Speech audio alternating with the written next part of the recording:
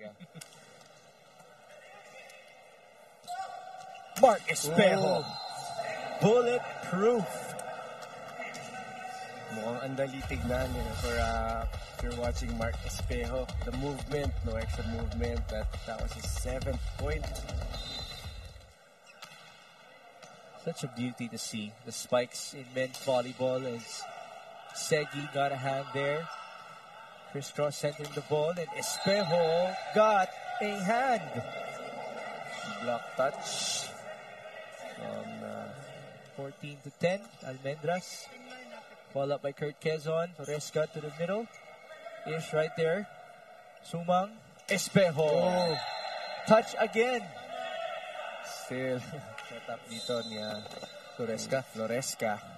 Kaya medyo tahimik yung mga middle attackers eh. Si Mark Espejo hindi naman mananahimik para sa Crisscross. Mukhang easy volleyball pa rin yung galawan dito ni Espejo, but very effective for Crisscross.